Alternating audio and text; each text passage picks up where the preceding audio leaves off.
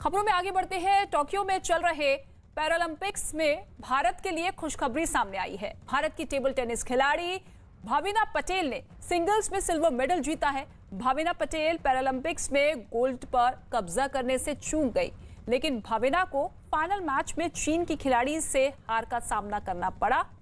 Tokyo Paralympics में ये भारत का पहला मेडल है। भाविना ने पहले गेम में चीन की खिलाड़ी को अच्छी टक्कर दी, लेकिन चीन की 2 बार की पूर्व गोल्ड मेडलिस्ट खिलाड़ी ने भारतीय खिलाड़ी को कई मौके नहीं दिए और सीधे गेम में जीत दर्ज की। वहीं गुजरात के सीएम विजय रूपाणी ने भाविना को 3 करोड़ रुपए के इनाम का ऐलान किया है। तो पैरालंपिक्स में टेबल टेनिस सिंगल्स में सिल्वर मेडल जीतने वाली भाविना पटेल ने टोक्यो से न्यूज़ 18 से खास बातचीत भी की है। सुनिए जरा। बहुत बहुत स्वागत भाविना आपका और बहुत बहुत बधाई भी आपको।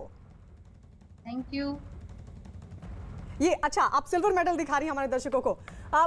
अभी मैं आपको सुन रही थी, आप ये कह रही थी कि नर्वस थी आप। क्यों नर्वस थी?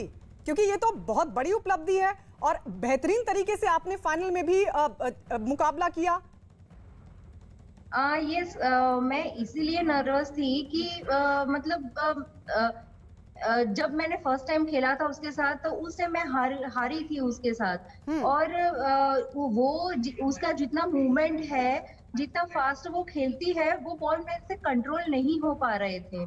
तो उसकी वजह से मुझे एक अंदर से ये थोड़ा नर्वस फील हो रहा था कि आज मैं एटलीस्ट वो बॉल्स को हैंडल कर पाऊं। भावना, लेकिन ये पैरालंपिक्स में भारत का पहला मेडल है।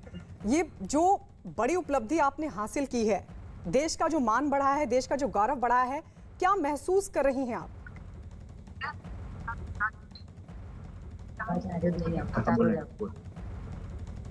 भाविना, सुन पा रही हैं आप? भाविना, मैं ये कह रही हूँ क्योंकि ये देश का पहला मेडल है पैरालंपिक्स में। कितना गर्व, कितना गौरव आपको महसूस हो रहा है?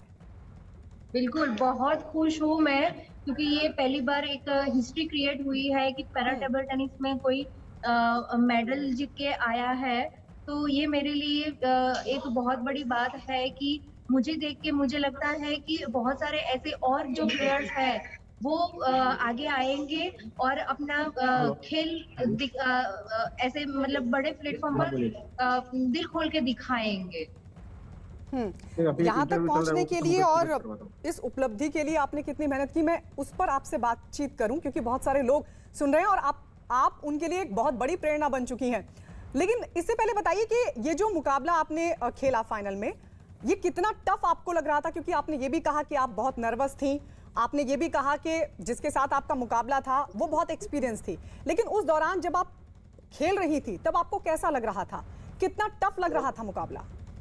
हाँ, थोड़ा टफ तो लग ही रहा था, लेकिन ये था कि उस टाइम भी मुझे यही लग रहा था कि मुझे अपना 100% देना है और मैंने वो जस्ट ट्राई किया है।